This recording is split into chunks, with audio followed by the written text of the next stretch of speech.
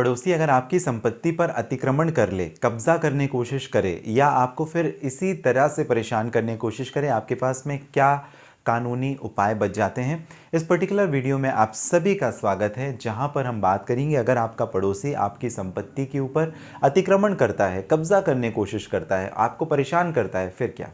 आपके पास में दो पावर हो जाते हैं, एक तो क्रिमिनल लॉ में पावर होता है और एक सिविल लॉ में। क्रिमिनल लॉ में जहां पर क्रिमिनल ट्रेसपास की बात की गई है, जो एनक्रोचमेंट करने वाला है, अवैध कब्जा करने वाला व्यक्ति है, उसके खिलाफ में आप क्रिमिनल कंप्लेंट केस फाइल कर सकते हो सेक्शन 441 आईपीसी, सेक्शन 442 आईपीसी के अंतर्गत।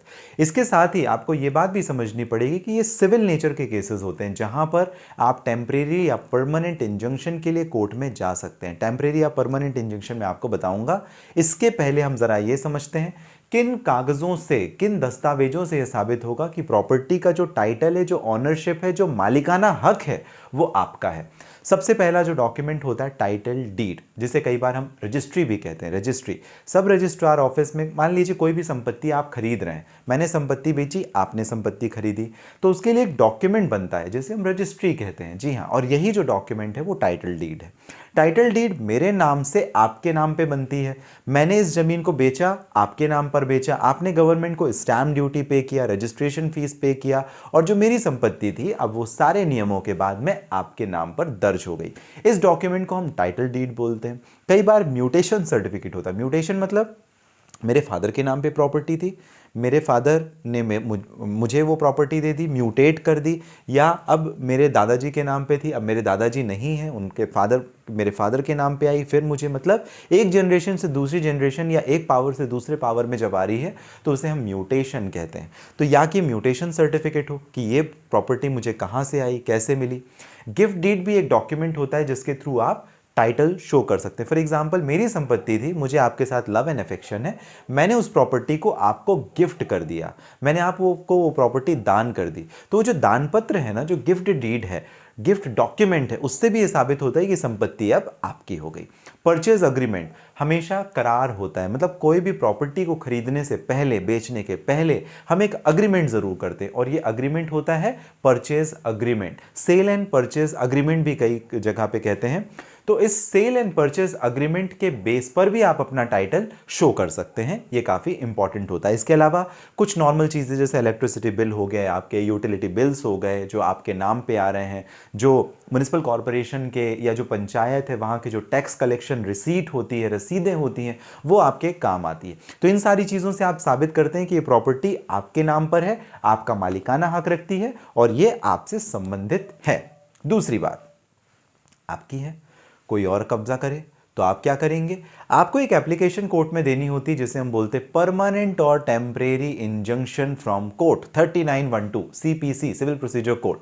अब ये दो तरीके से होता है। इसका मतलब क्या, पहले ये जरा समझ लेते हैं। टेम्परेरी या परमानेंट इंजंक्शन। परमानेंट इंजंक्शन मतलब सामने वाले को रोक दिया, रोक लगा दी, स्टे। स्टे आपने सुना होगा कई बार, स्टे हो गया, स्टे हो गया, ये प्रॉपर्टी में स्टे हो गया, वो मॉल में स्टे हो गया, ये जमीन पे स्टे हो गया। स्टे का मतलब ही यही होता है 3912, मतलब इस दौरान जब तक कि वो केस कोर्ट डिसाइड नहीं कर देती है तब तक जो स्थिति है वो स्थिति बनी रहेगी और उससे कोई भी उल्लंघन नहीं करेगा। अगर उल्लंघन किया जाता है तो उसके अगेंस्ट में कोर्ट एक्शन लेगी, क्योंकि कंटेम्प्ट ऑफ कोर्ट की श्रेणी में आ जाता है।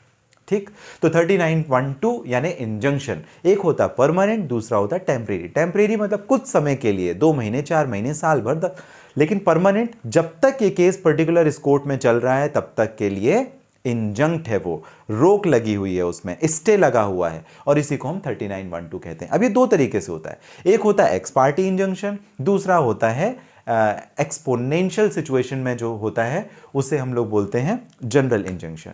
जो एक्स पार्टी इंजंक्शन है वो भी कई बार दिया जाता है। फॉर एग्जांपल, मेरे घर के सामने म्युनिसिपल कॉर्पोरेशन बुलडोजर लेकर के खड़ी है, वो 2-4 घंटे के अंदर तोड़ देगी। इमीडिएटली मैं कोर्ट गया, कोर्ट से मैंने जो इंजंक्शन था एक्स पार्टी इंजंक्शन, मतलब म्युनिसिपल कॉर्पोरेशन को सुने बिना कोर्ट ने मेरे फेवर में कर दिया कि भाई जब तक हम इसको सुन नहीं लेते आप तोड़ोगे नहीं अभी। ठीक, तो इससे हमने क्या बोल दिया, एक्स पार्टी इंजंक्शन। ऑपोजिट को सुना नहीं और आपके फेवर में जो कोर्ट ने डिसीजन दे दिया या स्टे दे दिया उसे हम कहते हैं एक्सेप्शनल सिचुएशन में होता है। दूसरा तो जनरल इंजंक्शन जो परमानेंट या टेम्परेरी होता है वो मैंने आपको बता दिया, 3912 स्टे ऑर्डर्स।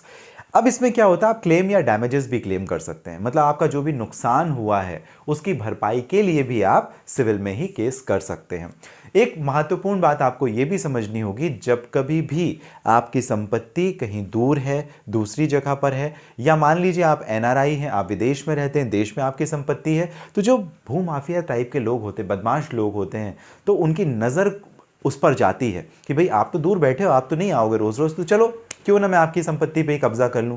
ऐसी स्थिति में आपको क्या करना है, कुछ जनरल 5-6 चीज़ें मैं आपको बता दें। तो पहली चीज़, अगर आप दूर रहते हैं, विदेश में रहते हैं या दूसरे शहरों में रहते हैं, आप आना जाना नहीं कर सकते, कहीं और नौकरी करते हैं, आपकी ज़मीन, मकान, दुकान, कुछ ऐसी चीज़ें पड़ी हुई हैं खाली जिस पर दूसरे लोगों की नज़र, तो आपको कैसे सुरक्षा देनी है। पहली बात, अगर आप एनआरआई हैं, आप पावर ऑफ अटॉर्नी बनाएं। पावर ऑफ अटॉर्नी से ये होगा कि सुरक्षा करने का अधिकार आपने किसी दूर बैठे व्यक्ति को भी दे दिया, मतलब वो आपके ही जितनी पावर रखता है। हालांकि वो अगर स्पेसिफिक पावर ऑफ अटॉर्नी है तो वो उसे बेच नहीं सकेगा, किसी को गिफ्ट नहीं कर सकेगा, वो केवल और केवल उस संपत्ति का संरक्षण करने का अगर अधिकारी है तो आपकी संपत्ति का संरक्षण आपके ना रहते हुए भी कर सकेगा। तो ये पावर ऑफ अटॉर्नी के थ्रू भी आप कर सकते हो। दूसरी बात, हमेशा अपना छोटा पैसा, कम पैसा बचाने के चक्कर में अपनी जो जमीन है उसकी बाउंड्री वॉल फेंसिंग वगैरह नहीं करते, आप जरूर करें, जिससे वो एक स्ट्रक्चर बने।